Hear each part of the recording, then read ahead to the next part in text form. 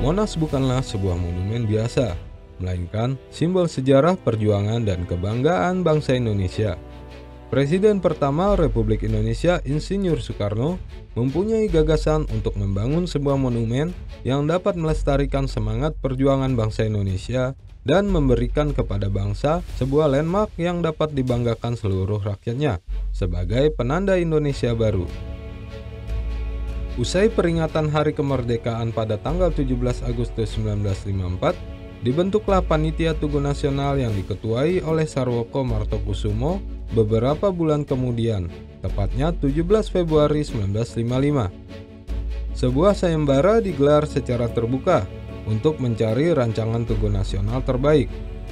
Sayembara pertama disambut meriah oleh masyarakat. Terhitung 51 peserta yang berpartisipasi, namun tidak ditemukan pemenang pertama, melainkan pemenang kedua diraih oleh arsitek Frederick Silaban karena belum ditemukan rancangan yang memenuhi syarat. Maka pada tanggal 10 Mei 1960, kembali sayembara kedua dengan kriteria tugu sebagai simbol pengagungan kelaki-lakian, berupa tiang atau cagak. Namun dari 222 peserta, hanya 136 rancangan yang diterima. Desain baru yang kedua kembali tidak ditemukan juara pertama.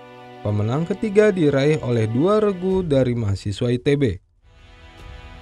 Untuk memecah kebuntuan, maka Presiden Soekarno memutuskan membentuk tim arsitek jempolan pilihan. Presiden menunjuk arsitek Silaban dan Sudarsono untuk memvisualkan rancangan final Tugu Nasional pada tahun 1961.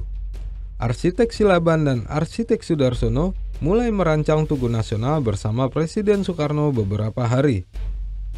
Kemudian dipilih rancangan dari arsitek Sudarsono. Rancangannya terinspirasi dari peristiwa Proklamasi Kemerdekaan Indonesia serta mengangkat angka-angka yang berhubungan dengan monumen monumental tersebut,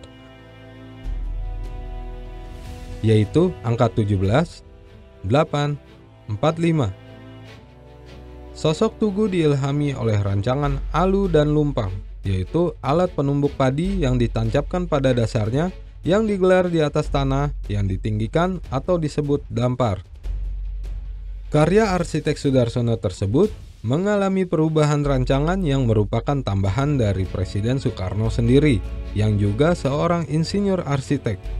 Api kemerdekaan terbuat dari perunggu seberat 14,5 ton dengan diameter dasar 6 meter atau tinggi 14 meter. Api ini terdiri dari 77 bagian yang disambungkan, sehingga dapat dikatakan bahwa Presiden Soekarno telah berperan sebagai arsitek bagi Tugu Nasional. Penambahan api kemerdekaan pada puncak tugu merupakan simbol pencapaian perjuangan bangsa Indonesia yang mengangkasa dan tidak kunjung padam. Perubahan juga terjadi pada dimensi tugu, terjadi 2 kali penambahan ketinggian. Yang pertama dari ketinggian 128,7 meter menjadi 132 meter. Yang kedua terjadi pada saat pembangunan Presiden Soekarno menambahkan kembali 10 meter, sehingga tinggi tugu menjadi 142 meter.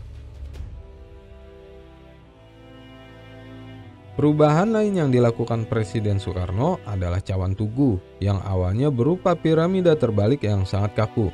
Diubah sehingga liukan pada sisinya menjadikan cawan tugu seperti memberikan ruang untuk berteduh. Liukan ini memberikan nuansa fungsional sekaligus estetis. Pembangunan dilanjutkan pada masa Presiden Soeharto pada tahun 1969. Sosok api kemerdekaan dilapisi oleh emas seberat 32 kg. Kemudian pada tahun 1995 ditambahkan lapisan emas murni seberat 17,45 kg, sehingga keseluruhan berat emas mencapai 50 kg. Monumen nasional ini akhirnya dibuka untuk umum pada tanggal 12 Juli 1975 dengan merujuk pada sebuah konvensi monumen, yaitu adanya tugu monumen dan patung pahlawan berkuda.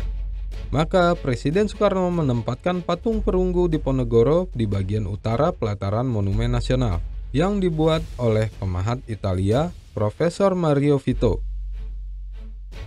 Atas jasa konsultasi Jenderal Dr. Mario Vito pada tanggal 17 Agustus 1945, Untuk mengagungkan kawasan Tugu Nasional, maka atas perintah Presiden Soeharto, dirancanglah sebuah master plan kawasan khusus.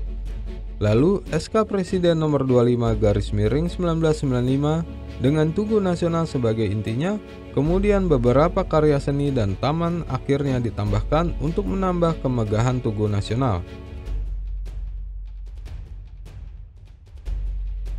Monas bukan hanya sebuah tugu biasa, melainkan bukti kepada dunia bahwa Indonesia mampu membuat sebuah mahakarya yang indah.